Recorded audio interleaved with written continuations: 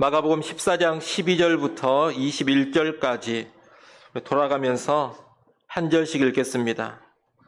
무교절의 첫날 곧 유월절 양 잡는 날에 제자들이 예수께 여짜오되 우리가 어디로 가서 선생님께서 유월절 음식을 잡수시게 준비하기를 원하시나이까 하매 예수께서 제자 중에 둘을 보내시며 이르시되 성내로 들어가라. 그리하면 물 한 동이를 가지고 가는 사람을 만나리니 그를 따라가서 어디든지 그가 들어가는 그 집 주인에게 이르되 선생님의 말씀이 내가 내 제자들과 함께 유월절 음식을 먹을 나의 객실이 어디 있느냐 하시더라 하라.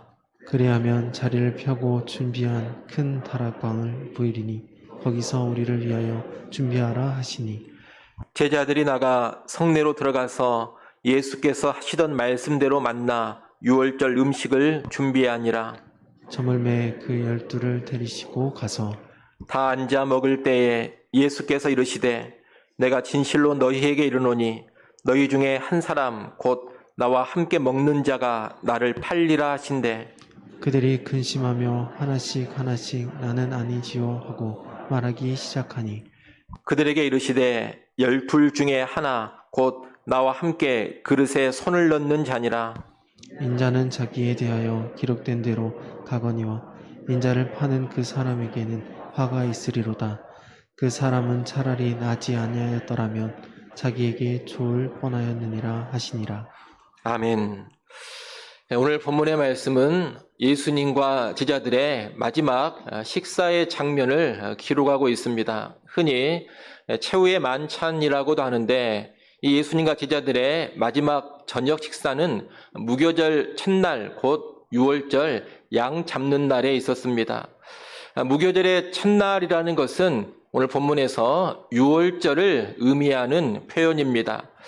유월절이 되면 유대인들은 그날 오후에 양을 잡고 저녁에는 함께 모여서 저녁 식사를 합니다. 그래서 예수님의 제자들도 예수님께 와서 우리가 이 유월절 저녁 식사를 어디에서 해야 될지를 묻습니다. 이 예수님은 제자 중 둘에게 식사 장소를 찾을 구체적인 지시를 해주십니다. 너희가 성내로 들어가면 물동이를 가지고 가는 사람을 만날 텐데 그 사람을 뒤따라가서 그 사람이 들어가는 집의 주인에게 말한다면 그 집 주인이 자리가 펴진 큰 다락방을 줄 것이다. 그렇게 말씀을 하신 겁니다. 예수님이 하신 말씀 중에 물 한 동이를 가지고 가는 사람이라는 표현이 나오는데 여기서 사람은 헬라어 원문으로 보면 남자를 가리키는 단어입니다. 성내로 들어가면 물 한 동이를 가지고 가는 남자를 만나게 되리라는 겁니다. 보통 물동이를 가지고 물을 나르는 일은 여자들이 합니다. 남자는 물동이를 가지고 물을 나르지 않는다는 겁니다. 유대 지역에서 남자들이 물을 나를 경우에는 물동이가 아니라 가죽 부대를 사용합니다. 그래서 물동이를 가지고 가는 남자는 사실 거의 찾아볼 수가 없습니다. 그러니 제자들이 이 물동이를 가지고 가는 남자를 찾는 것은 아주 쉬웠을 겁니다. 물동이를 가지고 가는 남자는 너무나 독특해서 바로 눈에 띄기 때문입니다. 유월절 식사 장소와 연관된 예수님의 이런 지시는 예수님께서 사전에 이 제자들과의 식사 계획을 세워 놓으셨음을 의미합니다. 예수님은 십자가의 죽음을 앞두고 제자들과 함께 유월절 식사하기를 간절히 원하셨고 이를 위해 장소까지 미리 예비해 두신 겁니다. 예수님의 지시를 받은 두 제자가 성내로 들어가 보니 정말로 예수님이 알려주신 말씀대로 다 됐습니다. 그래서 그들이 집 주인을 통해서 받은 큰 다락방에 유월절 식사 준비를 다 해놓습니다. 그리고 이렇게 준비된 식사 자리에 예수님이 제자들과 함께 가셔서 저녁 식사를 하게 됩니다. 그런데 이 식사 자리에서 예수님은 아주 충격적인 말씀을 하십니다. 18절 말씀을 여러분이 한번 읽어보십시오. 18절 말씀 읽습니다. 다 앉아 먹을 때에 예수께서 이르시되 내가 진실로 너희에게 이르노니 너희 중에 한 사람 곧 나와 함께 먹는 자가 나를 팔리라 하신대. 예수님은 지금 나와 여기서 식사를 함께 하고 있는 너희 중에 하나가 나를 팔 것이다, 이렇게 말씀합니다. 예수님의 이 말씀을 듣고서 제자들은 근심을 하면서 한 사람 한 사람씩 나는 아니지요, 이렇게 묻습니다. 이 예수님은 12 중에 하나, 곧 나와 함께 그릇에 손을 넣는 자가 나를 팔 것이라고 말씀합니다. 나와 함께 그릇에 손을 넣는 자, 이 말은 함께 식사하는 자라는 말과 별반 차이가 없는 말입니다. 함께 식사하다 보면 음식이라든가 양념이 담긴 그릇에 함께 손을 넣는 일은 다반사로 일어납니다. 그렇기 때문에 예수님은 지금 명확하게 누구라고는 말씀하시지 않는 겁니다. 거듭해서 이 자리에서 함께 식사하는 너희 가운데 하나가 나를 팔 것이다, 이 말씀만 하시는 겁니다. 하지만 우리는 그가 가룟 유다라는 것을 이미 잘 알고 있습니다. 예수님은 덧붙여 말씀하시기를 인자는 자기에 대해 기록된 대로 가지만 인자를 파는 그 사람에게는 화가 있으리라 하십니다. 또한 그 사람은 차라리 나지 아니하였더라면 더 좋았을 것이다, 이렇게까지 말씀합니다. 예수님을 배신하여 팔아넘기는 이 유다에게 무거운, 아주 무서운 심판이 임한다는 뜻입니다. 여기까지가 오늘 본문의 내용인데 우리는 오늘 본문에서 가장 먼저 사명의 길을 꿋꿋이 가시는 예수님의 모습을 보게 됩니다. 예수님의 최고의 사명은 다른 게 아닙니다. 십자가를 지심으로 구원을 이루시는 겁니다. 그런데 지금까지 계속해서 이 십자가의 사명을 향해서 오고 계시는 겁니다. 예수님이 갈릴리를 떠나서 예루살렘으로 올라오신 것도 십자가 지시는 사명을 감당하기 위함이었습니다. 그리고 예루살렘에 올라오신 후에도 예수님은 예루살렘에서의 하루하루를 계속해서 십자가를 향하여 나아가고 계십니다. 오늘 본문의 6월절 저녁 식사도 갑자기 된 일이 아닙니다. 6월절 양으로 죽으시는 자신의 십자가 죽음을 염두에 두시면서 준비된 식사입니다. 이를 위해 다락방을 내준 집 주인과 이미 모종의 약속도 다 해놓으신 겁니다. 이렇게 예수님은 자신의 사명인 십자가 지시는 일을 전망하시면서 모든 것을 준비하시고 모든 것을 진행시키고 계십니다. 한마디로 예수님은 철저히 자신의 사명에 입각해서 움직여가고 계신다는 겁니다. 그분은 이 땅에 오신 때로부터 공생애의 마지막에 이르기까지 줄곧 사명의 길로만 나아가신 겁니다. 이 예수님의 모습이 오늘 우리에게 귀한 본이 되어야 되고 또한 도전이 되어야 합니다. 오늘 우리 역시 어떤 사람이 되어야 되느냐? 하나님이 내게 주신 사명의 길로 나아가는 사람이 되어야 합니다. 여러분, 우리의 인생길이 곧 사명길이 되어야 한다는 겁니다.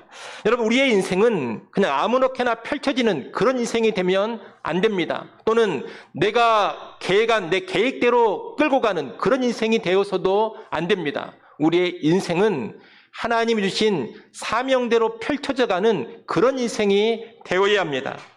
이를 위해서 가장 먼저 필요한 것이 뭐냐? 다른 게 아닙니다. 하나님이 주신 사명을 아는 겁니다.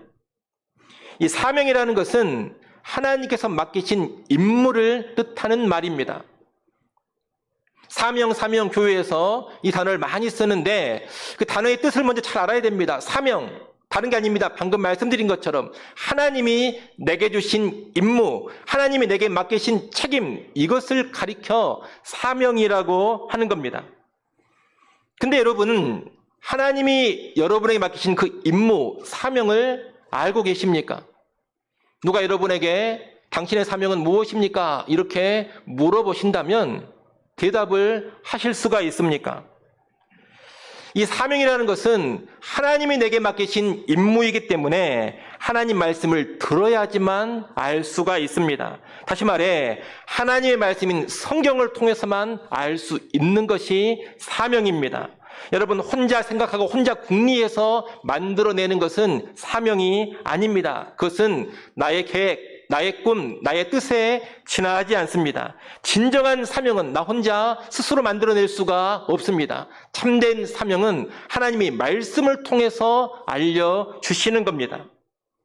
오늘 본문 21절에도 보면 예수님께서도 뭐라고 말씀하시느냐? 인자는 자기에게 기록된 대로 간다, 이렇게 말씀합니다. 예수님의 사명이 십자가의 죽음인데 그 예수님의 사명이 성경에 기록되어 있다는 겁니다. 예수님은 기록된 말씀대로 당신의 사명인 십자가의 죽음으로 가시는 겁니다. 오늘 우리의 사명도 성경에 있습니다. 그래서 하나님 말씀인 이 성경을 펴야지만 나의 사명을 발견할 수가 있고 확신할 수가 있습니다. 성경에 보면 사도 바울과 바나바 같은 경우도 성경을 통해서 자기들의 사명을 확인하고 확신했습니다. 사도행전 13장 47절 말씀을 한번 보십시오. 사도행전 13장 47절 말씀 여러분이 한번 읽습니다. 주께서 이같이 우리에게 명하시되 내가 너를 이방의 빛으로 삼아 너로 땅 끝까지 구원하게 하리라 하셨느니라 하니. 아멘. 이 말씀은 바울과 바나바가 하나님이 자신들에게 주신 사명을 말하는 내용입니다. 이방인들에게 가서 복음을 전하는 것, 이것이 하나님께서 바울과 바나바에게 주신 사명이었습니다. 그런데 이 사명을 무엇을 통해 확신하느냐? 기록된 말씀을 통해서 확신합니다. 여러분이 방금 읽으셨던 사도행전 13장 47절에 내가 너를 이방의 빛으로 삼아 너로 땅끝까지 구원하게 하리라, 이 말씀은 구약성경 이사야 49장 6절의 말씀입니다. 바울과 바나바는 구약 성경에 기록된 그 말씀을 통해서 주의 음성을 듣고 자기의 사명을 확인하고 확신케 된 겁니다. 그러니 여러분, 기록된 말씀인 성경을 통해서 우리의 사명을 확인해야 되고 확신할 수 있어야 합니다. 스스로 어떻게 살아야 되겠다, 스스로 나의 책임은 이것이겠다, 이런 식으로 나가지 말라는 겁니다. 이 삶이라는 것은 우리 삶의 모든 영역에 다 적용이 될 수가 있습니다. 여러분이 아버지가 됐으면 스스로 나는 이런 아버지가 돼야 되겠다, 이렇게 생각하면 안 됩니다. 세상 사람들은 그럴 수 있지만 그리스도인은 그러는 게 아닙니다. 내가 아버지가 됐다면 하나님은 아버지가 된 나에게 어떠한 임무를 맡기시는가, 이것을 알아야 되고 하나님이 내게 맡겨주신 그 임무에 따라서 아버지의 삶을 살아야 하는 겁니다. 어머니도 마찬가지입니다. 어머니가 됐다면 스스로 나는 이런 엄마가 돼야 되겠다, 나는 이런 어머니로 살아야 되겠다, 이럴 것이 아니라는 겁니다. 성경을 통해서 어머니에게 주시는 사명이 무엇인지를 알아야 되고 그 사명을 아는 가운데 그래, 나는 이 사명에 입각한 어머니로 살아야 되겠다, 이렇게 나가야 한다는 겁니다. 직분자도 마찬가지입니다. 장로가 됐으면 스스로 생각을 하면서 나는 앞으로 이런 장로가 돼야 되겠다, 이러면 안 됩니다. 권사도 마찬가지입니다. 나는 이런 권사가 돼야지, 스스로 생각하면 안 됩니다. 하나님의 말씀을 통해서 장로에게 주시는 임무가 무엇인지를 발견해야 됩니다. 또 권사에게 주시는 임무가 무엇인지를 발견해야 됩니다. 그에 따라서 그 사명에 입각해서 나는 이런 장로로 살아야 되겠다, 이런 권사로 살아야 되겠다, 이런 모습으로 나가야 한다는 겁니다. 직장인들도 마찬가지입니다. 사업가도 다 마찬가지입니다. 스스로 생각하며 살지 마십시오. 그냥 살지 마십시오. 과연 이런 직장을 가지고 있는 나에게 하나님이 주시는 사명은 무엇인가?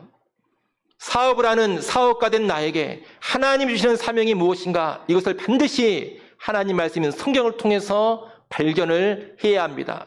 그리고 그 사명에 입각해서 직장 생활도 해야 하는 것이고 사업도 해야 합니다.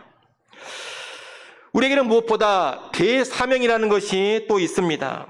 예수님이 맡기신 최고의 임무, 이것을 가리켜 대사명이라고 합니다. 이 대사명은 마태복음 28장 19절의 말씀, 너희는 가서 모든 민족을 제자로 삼으라.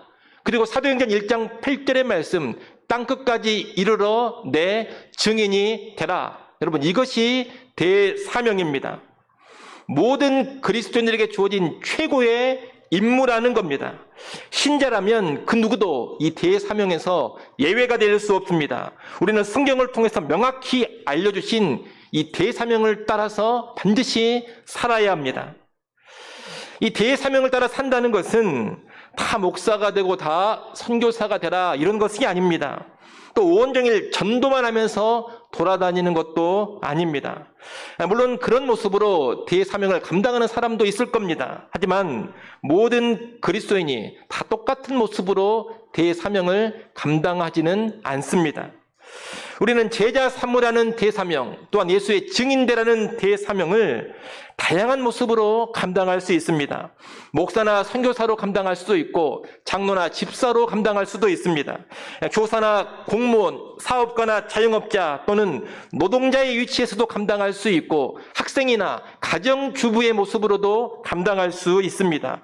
구제나 의수를 통해서 이 사명을 감당하기도 하고 교육이나 강연을 통해서 이 사명을 감당하기도 합니다.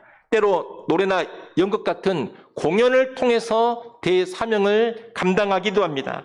가정주부로서 자녀들을 신앙으로 양육하는 가운데 대사명을 감당하기도 하고 주일학교 교사로 교회 아이들을 가르치면서 대사명을 감당할 수도 있습니다.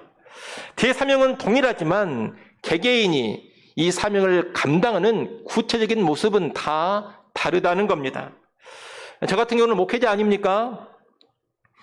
제가 목회를 하면서 먼저 기도를 했습니다. 하나님, 제가 해외 선교사로 나가는 것이 하나님의 뜻입니까? 제가 선교사로 나가서 복음을 전하는 것이 내게 주신 사명입니까? 이렇게 나름 오래도록 기도를 했는데 국내 사역자로 나를 부르시는구나, 이것을 확신케 됐습니다. 그래서 저는 제자 삼으라, 예수의 증인되라 이 대사명을 국내에서 목회를 하면서 감당을 하고 있습니다.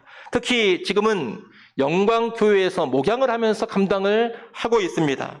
우리 영광교회 성도들을 말씀으로 잘 양육하고 그 말씀에 순종하는 제자로 키워내는 것, 또 전도하고 선교하는 교회로 이 교회를 조금씩 변화시켜 가는 것, 또 일정한 규모가 된다면 건강하게 교회를 분립해서 복음의 확산에 좀 더 기여하는 것, 이것이 이 교회의 목회자로서 내가 감당해가는 사명의 한 모습들입니다. 특히 저는 복음을 위해서 이사야 58장 10절로 12절 말씀으로 살아가는 것을 저의 개인적인 사명으로 받았습니다. 젊은 시절에 기도하면서 주님, 제가 어떻게 인생을 살아야 되겠습니까? 이렇게 오래도록 기도했을 때 하나님께서 이사야 58장 10절로 12절의 말씀을 주시면서 너는 인생을 이렇게 살라고 말씀해 주셨습니다. 그 말씀은 다른 게 아닙니다. 줄인 자, 괴로워하는 자에게 가라. 마른 곳, 황폐한 곳으로 가라. 무너진 곳, 보수해야 할 곳으로 가라. 그런 곳으로 가서 돕고 세우며 보수하거라. 이것이 말씀을 통해서 젊은 시절에 제가 개인적으로 하나님께 받은 사명입니다. 그래서 저는 목회를 할 때도 사역할 교회를 지원할 때 주로 어떤 교회의 우선권을 늘 뒀느냐, 상처가 있고 무너져 있고 어려움이 있는 교회에 항상 우선권을 뒀습니다. 잘 되고 있고 별로 문제가 없고 아주 안정적이고 건강한 교회는 사역을 할 때 일단 제껴뒀습니다. 제가 한 번은 그 충청도 지역에 한 섬으로 지원한 적도 있었습니다. 사역자가 있어야 되는 사역자가 오지 않아가지고 사역자를 구하는 그런 교회에 한번 지원을 해봤는데 그 교회 장로님과 몇 번 통화를 하고 이력서도 보내드리고 그랬는데 결론적으로 오지 말라 그랬습니다. 왜 오지 말라 그랬느냐? 그 교회로 오면 좀 목사님이 성도들 신방을 하면서 고장난 보일러가 있으면 보일러도 좀 고쳐줘야 되고 고장난 기계가 있으면 기계도 좀 수리를 해주고 그래야 되는데 그런 걸 하실 수 있느냐 이렇게 물어보는 겁니다. 제가 그런 부분에 완전히 꽝입니다. 그래서 그 교회 장로님이 목사님은 여기에 맞지 않습니다. 그래가지고 가지를 못했습니다. 능력이 없어가지고 소위 잘린 겁니다. 여하튼 저는 개인적으로 주께 받은 사명이 뭐냐? 좀 힘들고 어려운 교회로 가서 섬기며 회복시키는 것. 이것이 제가 개인적으로 주께 받은 사명입니다. 그것을 통해서 복음의 대사명에 기여하는 겁니다. 제가 10년 전에 이 영광교회로 온 것도 다른 이유가 아닙니다. 아무것도 보지 않았습니다. 여기로 오는 것이 이사야 58장 10절로 12절 내게 주신 사명에 부합된다. 그렇게 생각을 했기 때문입니다. 여러분 모르겠습니다. 앞으로 제가 이 영광교회를 떠날 수도 있습니다. 목회자는 부르심이 있으면 늘 이동을 하는 겁니다. 그러나 영광교회보다 더 평안하고 더 안정된 교회로 가는 일은 없을 겁니다. 그것은 제가 개인적으로 주께 받은 사명과 부합되지 않기 때문입니다. 여러분 저는 개인적으로 이렇습니다만 여러분 역시 대사명을 감당하면서 여러분 각자가 붙잡고 나가야 될 사명이 있어야 됩니다. 말씀을 통해서 그 사명을 발견하고 확신하고 나가야 됩니다. 그것이 사명의 길로 나아가는 인생입니다. 여러분, 여러분의 인생 그냥 살지 마십시오. 그저 펼쳐지는 대로 따라가지 마십시오.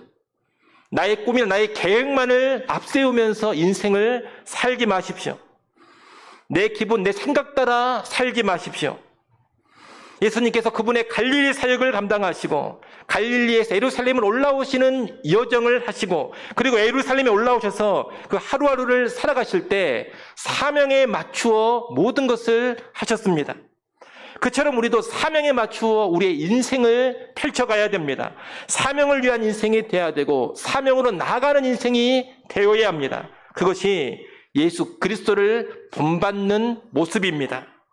이를 잘 아시고 여러분 하나님이 주신 사명을 말씀으로 찾아서 확신하시고 그 사명 따라 나아가는 여러분의 인생길이 되시기를 간절히 소원합니다. 이렇게 오늘 본문에서 예수님의 십자가 사명의 길로 나아가실 때 이 예수님을 돕는 사람이 있었습니다. 오늘 본문에서는 최후의 만찬 장소인 큰 다락방을 제공한 이름 모를 주인이 바로 그 사람입니다. 또 엑스트라처럼 보이지만 주인의 명을 받고 움직인 물동이를 이고 가는 그 남자 종도 일종의 동역을 했습니다. 어찌 보면 당시 문화에 살짝 낯뜨거운 일인데 그 종이 그렇게 한 겁니다.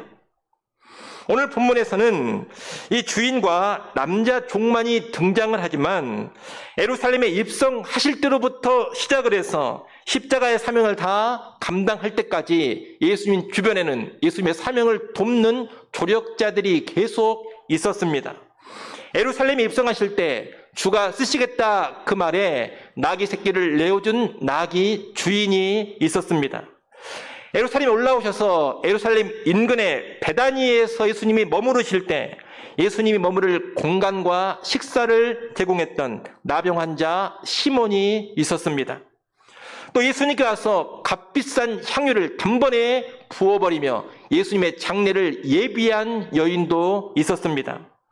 예수님이 십자가에 달려 죽으신 후에는 예수님이 묻히실 무덤으로 자기의 새 무덤을 내어준 아리마대 요셉이라는 사람도 있습니다. 이들은 다 예수님의 십자가의 삶을 지원한 선한 손길들입니다. 이들은 예수님의 사명 감당에 동역하는 길로 나아간 사람들이라 그렇게 말할 수가 있겠습니다. 여러분 우리는 사명의 길과 아울러 이런 동역의 길이 또 있다는 것을 알아야 합니다. 모든 사명의 감당에는 든든한 동역의 손길들이 늘 있습니다. 동역의 길로 가는 사람들이 있을 때 사명의 길로 나아가는 자들이 더 든든하게 자기의 사명을 이루게 되는 겁니다. 그런데 이 동역의 길로 나아가는 사람들의 공통된 특징이 뭐냐? 다른 게 아닙니다. 자신의 것을 내어드리며 돕는다는 겁니다. 나귀 주인은 나귀 새끼를 내어드렸습니다. 나병 환자 시몬은 집과 음식을 내어드렸습니다. 여인은 향유를 내어드렸습니다. 오늘 본문의 집주인은 자리를 편 큰 다락방을 내줬습니다. 물동이를 들고 간 남자종은 자신의 체면을 내려놓았습니다. 아리마대 요셉은 자기의 새 무덤을 내어드렸습니다. 여러분 다들 뭔가 자기의 것을 내어놓고 뭔가 드리지 않습니까? 진정한 동역이란 이런 겁니다. 여러분 꼭 기억하셔야 됩니다. 동역은 말로 하는 것이 아닙니다. 간혹 보면 말만 좋은 사람들이 있습니다. 말은 번지르르 하고 말로는 위로하고 격려하고 지지합니다. 물론 안 하는 것보다 그렇게 말로라도 하는 것이 나을지는 모르겠습니다만 진정한 동역은 그저 말에 끝나는 게 절대 아니라는 겁니다. 참된 동역은 자기의 것을 뭔가 내놓는 겁니다. 성경은 사랑함에 있어서도 말과 혀로만 사랑하지 말고 행함과 진실함으로 하라 했습니다. 동역도 똑같습니다. 말과 혀로만 동역하면 안 됩니다. 행함과 진실함으로 동역을 해야 합니다. 크든 작든 자신의 것을 내어주는 사람들이 진정한 동역의 길로 나아가는 사람들입니다. 동역의 길은 말로 가는 길이 아닙니다. 내 것을 내어줌으로 가는 길입니다. 여러분 지금도 하나님이 주신 사명을 붙잡고 사명의 길로 묵묵히 가는 사람들이 주변에 많이 있습니다. 우리 나름 사명의 길을 가면서 동시에 사명의 길을 가는 다른 사람들을 돕는 그런 동역의 길로도 갈 수 있어야 합니다. 크든 작든 많든 적든 나의 것을 내려놓고 나의 것을 내어주면서 동역할 수 있어야 합니다. 그런 동역 가운데 하나님의 사명이 아름답게 성취되어 가는 겁니다. 이 또한 기억하시고 우리 모든 성도님들은 여러분의 인생길을 살아가실 때 동역의 길로도 꼭 나아가시기를 바랍니다. 그런데 예수님께서 십자가를 지시는 이 사명의 길로 가는 과정에 동역자들만 있는 것이 아닙니다. 배신하는 사람도 있습니다. 바로 가룟 유다입니다. 그런 예수님을 배신하고 팔아넘깁니다. 이 유대 사회에서 함께 먹는다, 식탁을 같이 한다, 이 말은 대단한 친밀감의 표현입니다. 그런데 다른 사람도 아닌 예수님과 함께 먹는 사람, 한 식탁에서 같이 식사했던 그 사람이 예수님을 배신합니다. 배신 중에서도 이런 배신은 아주 심각한 배신입니다. 그런데 유다는 이런 배신의 길을 가지만 이 배신을 통해서도 하나님의 뜻이 이루어져 갑니다. 이 유다의 배신으로 인해 예수님은 종교 지도자들에게 넘겨지게 되고 십자가의 길로 가게 됩니다. 예수님이 감당해야 될 사명이 이루어지는 쪽으로 이 유다의 악한 배신이 사용이 된 겁니다. 이렇게 유다의 배신이 하나님의 뜻을 이루는 쪽으로 사용되기는 하지만 그렇다 해서 유다가 자기 죄에 대한 책임을 면제받는 것은 결코 아닙니다. 21절에서 예수님이 말씀하신 것처럼 유다에게는 자신의 죄로 인한 화가 있습니다. 그 화가 어찌나 크든지 예수님은 유다를 향해 차라리 태어나지 않았더라면 더 좋았을 것이다, 이렇게까지 말씀을 하십니다. 유다의 죄된 행위에 대해서 아주 심각한 저주가 임한다라는 것을 알려주시는 말씀입니다. 여러분, 유다는 분명히 자기의 의지로 자기의 욕망을 따라서 배신하고 범죄했습니다. 그에게는 선한 의도가 전혀 없습니다.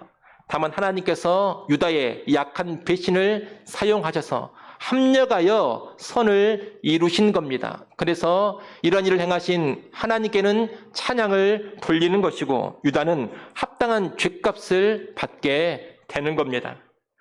우리는 이 유다를 보면서 일단 뭘 배우느냐? 배신의 길로 가면 안 된다는 것을 배웁니다.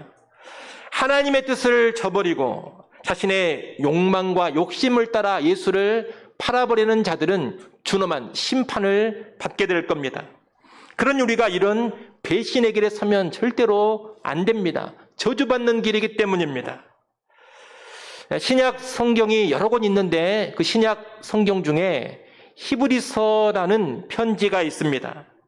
이 히브리서는 예수님을 구주로 믿다가 이런저런 이유로 믿음을 포기하려고 하는 사람들에게 주는 권면의 편지입니다. 믿음을 포기하지 말아라. 믿음을 배신하지 말아라. 배교하지 말아라. 이것을 강력하게 권면하는 편지가 히브리서라는 겁니다. 그래서 이 히브리서를 보면 왜 끝까지 예수 그리스도만을 구주로 믿고 의지해야 하는가, 이것을 잘 설명해 주고 있습니다. 예수가 이런 분이기 때문에 절대로 배신하지 말고 배교하지 말고 끝까지 예수만 붙잡으라, 이겁니다. 그런데 이 히브리서 말씀 중에 보면 군데 예수님을 버리고 배신하는 자들 향해서 아주 준엄한 경고의 말씀을 주고 있습니다. 그 경고의 말씀 가운데 하나만 보겠습니다. 히브리서 10장 29절 31절입니다. 히브리서 10장 29절 31절 말씀, 여러분이 한번 읽어보십시오. 10장 29절 31절 읽습니다. 하물며 하나님의 아들을 짓밟고 자기를 거룩하게 한 언약의 피를 부정하는 것으로 여기고 은혜의 성령을 욕되게 하는 자가 당연히 받을 형벌은 얼마나 더 무겁겠느냐. 너희는 생각하라. 살아계신 하나님의 손에 빠져 들어가는 것이 무서울진저. 아멘. 이 말씀에 보면 배교, 믿음을 배신하는 이들을 가리켜 하나님의 아들을 짓밟는 자라 하면서 무거운 형벌이 있으리라고 합니다. 그 죄에 대해 심판하시는 하나님의 손에 빠져 들어가는 것이 참으로 무서운 일이라 그럽니다. 예수님도 배신의 길로 나가버린 유다를 향해서 화가 크다 하시고 나아지 않는 것이 더 좋았다, 이렇게 말씀하시지 않았습니까? 그만큼 이 배교와 배신에는 무거운 형벌이 임하는 겁니다. 그러니 우리는 오늘 결코 주를 배신하는 길, 예수를 향한 믿음을 저버리는 길로 나아가서는 안 되겠습니다. 더불어 이 배신하는 유다를 보면서 우리가 배우게 되는 또 하나가 있습니다. 그것은 배신의 길로 가는 자들이 있다 하더라도 조금도 좌절하거나 요동하거나 낭망치 않아야 한다는 겁니다. 여러분, 12제자 중에 하나인 유다처럼 대단한 지위와 신분을 가진 사람들이 예수님을 배신할 수 있습니다. 믿음을 버리고 배교할 수도 있습니다. 하지만 그런 가운데서도 하나님의 뜻은 변함없이 이루어져 갑니다. 그런 배신이 있다고 해서, 특별한 사람의 배신이 있고 위대한 사람의 배교가 있다고 해서 하나님 나라 무너지지 않습니다. 하나님의 교회가 끝장나지도 않습니다. 하나님이 주신 교회의 사명이 붕괴되지도 않습니다. 변함없이 하나님 나라는 완성의 모습으로 갈 것이고 하나님이 교회에 주신 사명도 변함없이 이루어져 갈 겁니다. 그래서 잠언 16장 4절에 보면 여호와께서 온갖 것을 그 쓰임에 적당하게 지으셨나니 악인도 악한 날에 적당하게 하셨느니라, 이렇게 말합니다. 하나님은 그런 악인들, 배교자들, 배신자들도 적절히 사용해서 오히려 하나님 나라가 더 강하게 세워지고 교회가 사명 감당을 더 잘하는 길로 만들어 가시는 겁니다. 그러니 우리는 다른 이들의 배신으로 인해서 위축되거나 실망하지 않아야 한다는 겁니다. 여러분 주변에 많은 사람이 예수를 배신하고 또 배교하는 그런 일이 벌어지더라도, 때로 너무나도 유명한 교회 지도자가 타락하여 예수를 배신하는 그런 일이 벌어지더라도 조금도 요동치 마십시오. 조금도 낭망하지도 마십시오. 하나님은 그런 일을 통해서도 자신의 선한 뜻을 넉넉히 이루어 가실 겁니다. 또 여러분, 개개인의 삶에서 내가 사명의 길을 가는데 누군가 나를 배신한다 하더라도 너무 낭망하고 좌절하지 마십시오. 너무나 친밀하게 함께 동역했던, 옆에 있던 사람이 나를 뒤통수 치며 배신하는 그런 일을 겪는다 하더라도 여러분 낙심하지 않아야 합니다. 하나님은 그런 죄악까지 다 사용을 하시면서 자신의 뜻을 이루어 가실 겁니다. 그런 죄악 중에서도 내게 주신 사명이 이루어져 갈 겁니다. 이것을 알고서 내 곁에 있는 사람이 나를 배신하고 나와 친밀한 사람이 나를 배신한다 하더라도 조금도 낙심하지 말라는 겁니다. 여러분, 배신자들, 배교자들은 다 심판을 받고 심히 두렵고 무서운 형벌에 떨어지게 될 겁니다. 동시에 그 죄악된 모습을 통해서도 하나님의 선한 뜻 하나님이 주신 사명은 성취되어 갈 겁니다. 이를 잘 아시고 다른 사람은 어찌하든지 간에 나만큼은 사명의 길로 가시고 동역의 길로 가시기를 바랍니다. 그 어떤 배신과 비교에도 낙심하지 마시고 꿋꿋이 그리고 묵묵히 사명의 길로만 동역의 길로만 나아가는 우리 모두가 될 수 있기를 간절히 축원합니다. 기도하겠습니다.